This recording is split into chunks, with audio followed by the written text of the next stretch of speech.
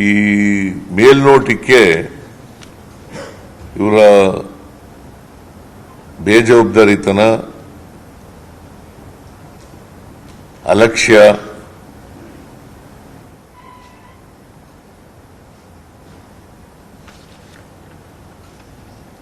ಇದು ಮೇಲ್ನೋಟಕ್ಕೆ ಕಾಣಿಸುತ್ತೆ.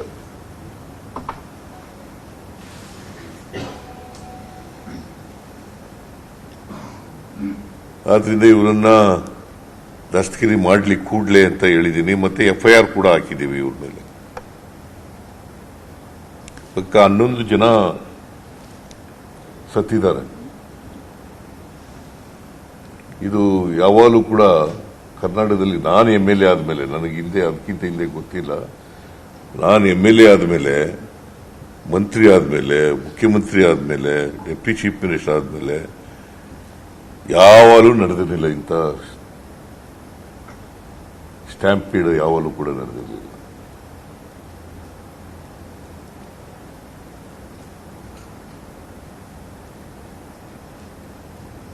ನಮ್ಮೆಲ್ರಿಗೂ ಕೂಡ ಈ ಘಟನೆ ನಡೆದಿರ್ತಕ್ಕಂಥದ್ದು ಘಾಸಿಗೊಳಿಸಿದೆ.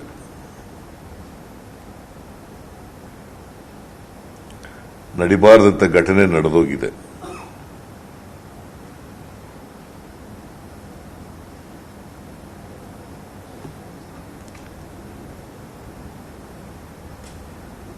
ನಾನು ಮತ್ತೊಮ್ಮೆ ಸತ್ತವರ ಆತ್ಮಕ್ಕೆ ಶಾಂತಿ ಕೋರ್ತೇನೆ. ಅವರ ಕುಟುಂಬ ವರ್ಗದವರ ಜೊತೆಯಲ್ಲಿ ನಾವು ಇದ್ದೇವೆ, ಸರ್ಕಾರ ಇದ್ದೇವೆ ಅಂತಕ್ಕಂಥ ಮಾತುಗಳನ್ನ ಹೇಳಲಿಕ್ಕೆ ಬಯಸ್ತಾ ಇದ್ದೇನೆ. ನಿನ್ನೆ ಮ್ಯಾಜಿಸ್ಟ್ರೇಟ್ ತನಿಖೆಗೆ ಆದೇಶ ಮಾಡಿದ್ರಿ, ನಿನ್ನೆ ಮ್ಯಾಜಿಸ್ಟ್ರೇಟ್ ತನಿಖೆಗೆ ಆದೇಶ ಮಾಡಿದ್ರಿ. ಈಗ ನಮಗೆ ಮೇಲ್ನೋಟಕ್ಕೆ ಕಂಡು ಬಂದಿದೆ ಅಂತ ಹೇಳ್ಬಿಟ್ಟು ಇಷ್ಟು ಜನ ಅಧಿಕಾರಿಗಳು ಸಸ್ಪೆಂಡ್ ಮಾಡಬೇಕು ಮತ್ತು ಅವ್ರಿಗೆ FIR ದಾಖಲಿಸಬೇಕು ಅಂತ ಹೇಳಿದ್ದೀರಾ. ಈಗಾಗಲೇ ತನಿಖೆ ಯಾವ್ದಾದ್ರು ತನಿಖೆ ಪ್ರಾಥಮಿಕ ತನಿಖಾ ವರದಿಗಳು ಸರ್ಕಾರ ಕೈ ಸೇರಿದೆ ಸರ್?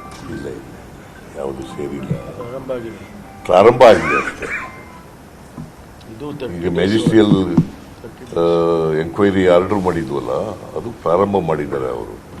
ಬಟ್ ನಾವು ಯಾಕಂತಂದ್ರೆ ಕ್ಯಾಬಿನೆಟ್ನಲ್ಲಿ ಚರ್ಚೆ ಮಾಡಿದ್ಮೇಲೆ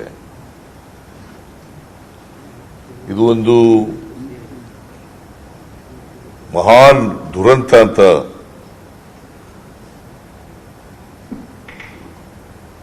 ಗೊತ್ತಾದ ಮೇಲೆ